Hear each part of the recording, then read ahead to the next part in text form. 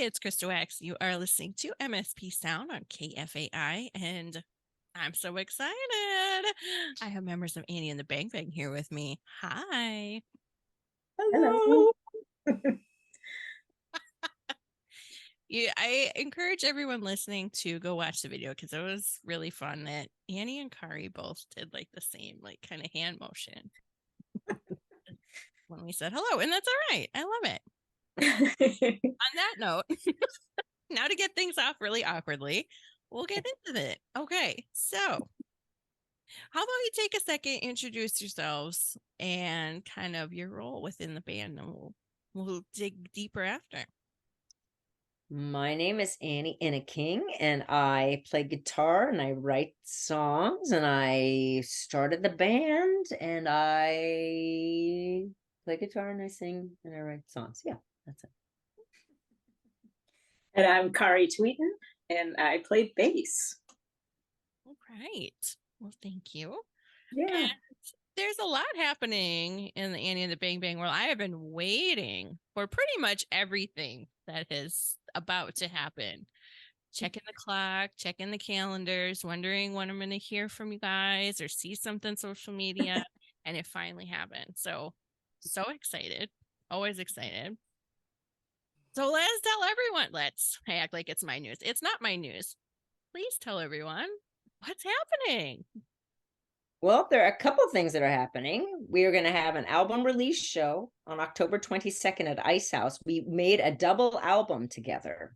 And that is one thing. And we can talk more about that. But tonight, the thing we're super excited about is we are going to have the world premiere of a song called Boys in the Mosh Pit Are Having Feelings. Chris is having feelings in her own little Zoom box right now. Oh, yeah. Let's talk about that track. First of all, it has an amazing song title. I know. I love it. Well, the thing that I found was really funny was that John, I think in November of 2022, like in the winter, near the winter, sent me a riff that was like this main riff, dun, dun, dun, dun, dun, this riff, and that was all. And I went for a walk and these words just came like immediately. And what I really loved is that there's like this super churning guitar riff. And over top, I was like, I just wanted to sing like things that had a lot of vowel sounds. And also it turned out that they were all very like philosophical. It was like a philosophical engagement with a person's life, like your own life. Like, am I enough? Do I belong? Do I deserve love? For how long? You know, et cetera, et cetera. And then I think I can't remember if Boys in the Mosh Pit Are Having Feelings had been around for a little while and I was waiting for something, or if it just showed itself then for that song. And I just thought that was the greatest thing. I thought it was so ridiculous. And John, when he sent me the thing, he's like, this is so stupid. It's kind of a joke. And I wrote back and I was like, it's not a joke. It's called Boys in the Mosh Pit Are Having Feelings. And he was like, okay, if you're going to call it that, it's great. I'm going to work more on it, you know? That was definitely permission to take it in that direction. That was all we needed, I think, to like, okay, we're going there. Let's go there. Yeah. Yeah. And then it slowly developed this sort of like the core, like getting near the chorus, Kari, like that part, the dinner, like, I don't know, maybe it's a bridge to the chorus, but it started to be this sort of like arena rock 70s sound and yeah, and it just like lifts the whole song. And oh my God, yeah, I just think it's one of my very favorite songs. I love singing it. I love when we play it. I love like this like shark bass line, or like Kari's playing some bass line that makes me feel like it's like a spy show or something, you know. And all the instruments are doing a slightly different job, and it all ends up making this like really rich, deeply satisfying banger. That's what I think. Yeah, it's fun. It is. I feel like the first time I heard it was at Big Turn.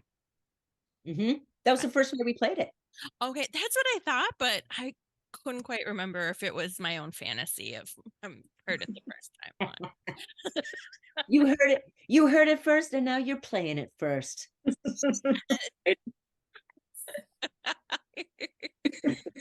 Yeah, I found that song absolutely like hypnotizing the first time that I heard it, and then loved hearing it that it's been part of your set and will be part of the new album and all those things. And I thank you so much letting me premiere it on my show. You know how much I love that song. And for those who are listening, there's a cat now in Annie's Zoom box. See, these are all the reasons you should watch this on YouTube as well. Plus, my hair looks really cute, so watch. No, just kidding. So does yours, Kari. Yeah. Okay, so off topic, but back on topic. Okay, so the song is going to premiere. We're going to play it at the end of the interview. Very excited. And also, let's talk about this double album extravaganza. Yeah. It's big. It was pretty ambitious project, I think. There's something that, I don't know, you can probably speak to this more, Annie, but there's something that, what do I want to say? We just kind of gave ourselves permission at some point to, like, you know, for one, to do a double album. You know, that was big. But just within each song too, there was, just seemed like as a band, we did something where we kind of gave ourselves permission to dive really deep and to keep the songs coming. And with each one to just go back and refine and write and just do a deep dive. And to me, that's a big part of it. You know, it ended up being this double album because we just allowed ourselves to just go there.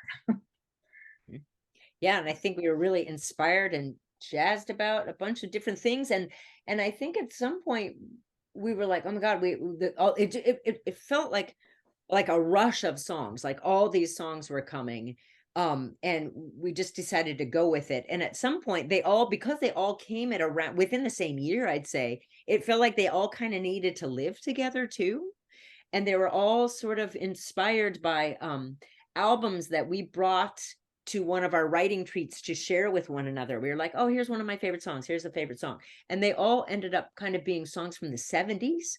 And we were already kind of writing songs in that vein a little bit. But yeah, I think I think we briefly talked about maybe doing 2 albums instead. And we're like, no, they want to live together. They all came around the same time. We want them to stay together. And for me, the first song, the title track of the album is called Radio Baby. And it's a little triptych, and it starts with like an adult having adult experiences, like with drugs and being inside of a bar, and then the image of that person getting carried across a mosh pit, and then the last part of the triptych is like a little girl in a car listening to the radio, thinking about what it's going to be like to be an adult. And so to me, it's just the whole album keeps referring back in some way to that sense of when you were little, what did you think your life was going to be like? And, you know, and you find out there's a lot of drama in life, and there's a lot of joy in life, and there's a lot of pain in life. And it's sort of like, imagine, like, I just really see this girl in the backseat of the car, just sort of understanding how complex life is going to be. And the line, I can't swear on this. No. Okay. But in the chorus of that song, it's basically like, mess up and you die. I like to find things out on my own. I'm sorry I hurt you. You're not alone. Like, so yeah. To me, it's really connected to that. The girl in the car. I feel like I just had a summer of my own reflection of like looking now and thinking, geez, this isn't really what I thought my life would be like. Yeah, totally. And don't you through that, you know? Yeah, absolutely. And yeah, and I feel like you can think back to moments in your childhood when you were like, you can somehow, you can't see into the future, but you understand. And especially because the kid is listening to the songs on the radio in the car, which is also part of understanding how complex life is going to be, right? Because she hears all these singers singing, and she knows all the words to every song. So that way you have of collecting knowledge when you're young, and you don't know what it's useful for until you're older and you're in it, and then you're like, oh yeah, I remember. I'm not articulating it very well, but to me it's really about how we travel all the time in our life back and forth through time, you're young, you're here, you're there, you are living in the future. You know what I mean? Like, I don't know. No, I think that makes perfect sense. Mm. That explains what's been going on in my brain the last couple of months. So I fully understand. Yeah. Well, that's incredible. And what a big undertaking of just putting all these songs together. 2 albums. How many songs is that? 22. Or a double album, sorry. 22 songs. Yep. 22. Wow, that's incredible. And Cardi, you want to talk it all about recording and like where we were and who we got to record Sure. with? Yeah, we spent 3 main weekends at Creation Studio with Tom Herbers. And each time we really just, we do it like we do all our band stuff. We kind of go off together and make it a band weekend and pretty much live together for the weekend, record, do all the things, just when we're done at night, we just talk about it, reflect, figure out what we're doing the next day. It's just, we really immerse ourselves. So it was 3 pretty intensive, really amazing weekends. Tom is incredible. He totally, I think, got what we wanted to do, and he has all these cool old vintage amps and pedals and guitars, and he brought it all in, and we got to play with that stuff. And we recorded to tape as well as digitally. So I mean, it just like he got it. He's really fun to work with. And Harley Ray, I just feel like I have to mention Harley Ray, this sweet little pup who is no longer with us, but was a big part of every weekend there. So, Studio dog, Harley Ray studio dog. I loved her. Yeah. What else? What else should we say about it? It was magical, really. That was. Oh, the thing I do want to quickly say too about it is like we basically had to cut 2 songs from the album because we went away in January, a couple months before we were going to record, and we wrote like in the span of 4 days, we wrote like 5 new songs. And I was like, these have to be on the album. These belong on this album. And we all were like, yeah. How do we make that possible? And we're like, we just rehearse a lot.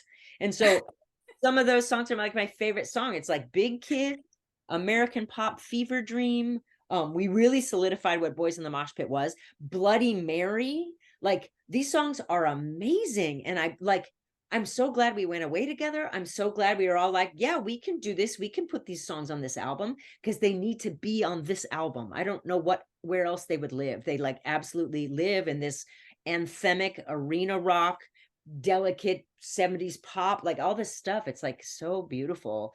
And I really feel like it's this really good mix of like 1970s arena anthemic stuff and just our alt rock sensibilities. Like we're all grunge kids too, and that really comes out. And yeah, I'm just so jazzed about this, and I'm so proud of all of us, and I just love us so much. I love how productive we are. I love how open we are. I love how we're just growing as our friendships. We're growing as people. Like, I mean, I can't imagine anything better than this than except my family and my kids, so it's great. Yeah, what she said. Not sure what to add to that. It's sweet. That's so wonderful. And so just refreshing here. I know people enjoy their bandmates, but it's always been different, it seems like, with all of you, where it's these writing retreats and it's really just gel and jam. Yeah. Oops. Yeah. To knock over my microphone, but it will not.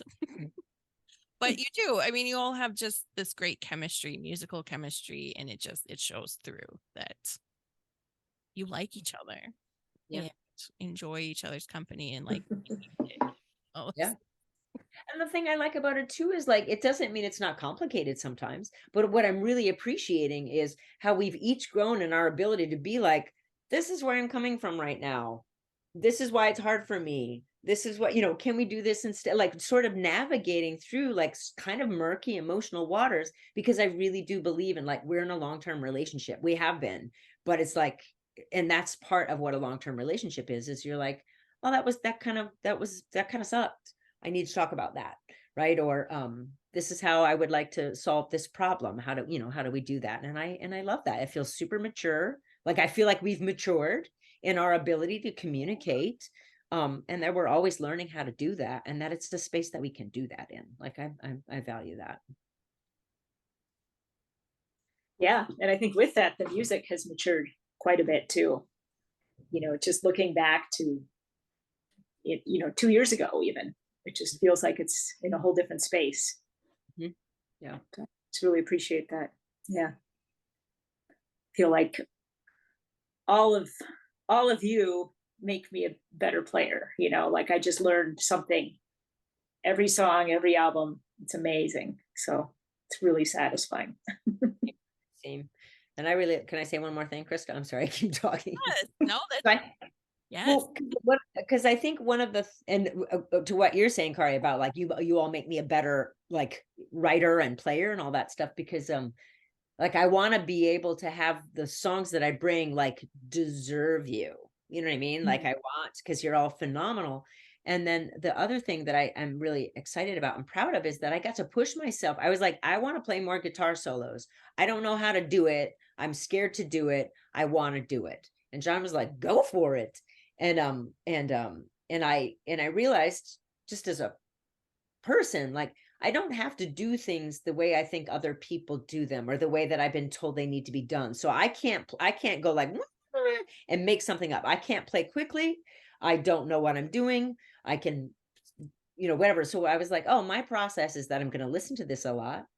I'm a vocalist, so I'm going to sing the line I'm interested in hearing come out of my guitar. And then I'm going to see how I can translate that. And the thing that I actually really love about this album is I can hear myself in process. Like, I'm in a process. I get to be in process and have it be something that exists in the world as a quote unquote final product. I like that I'm kind of a Neanderthal. Like, I sort of like that quality of guitar soloing in that way, which is like, this note, this note, this note is bent. This is, so it feels more structural to me than it feels structural and melodic, but it never feels quick or virtuosic. And I'm so fine with that. And I'm so happy I'm at the place in my life where I'm like, I don't have to be a virtuoso to do a thing nobody does. It's fun. Fun. Fun. It's fun, and do it. So fun.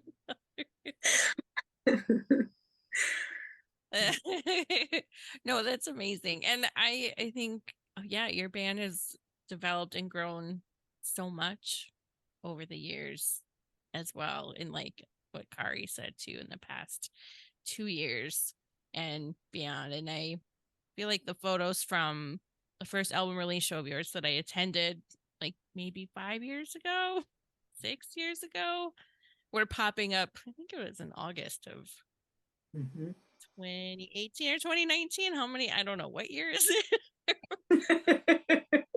You might have to fill in dates. But that just popped up at, oh my gosh, that was the first time I saw you all perform live.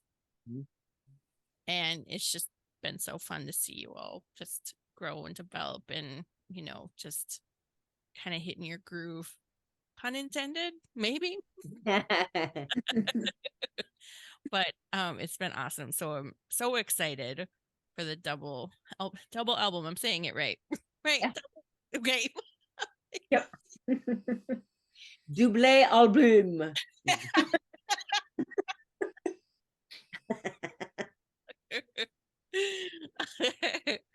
Wonderful. Let's talk a little bit more about the upcoming album release show. Kari, you wanna? Oh, yeah. Yes. So it's going to be at Ice House, October 22nd. Turn is playing with us, so we're really excited about that. They're going to start, I think, at 5:00. Is that right, Annie? Yep. And then we'll go on at 6. Okay. What else to say about that? Those early are the show.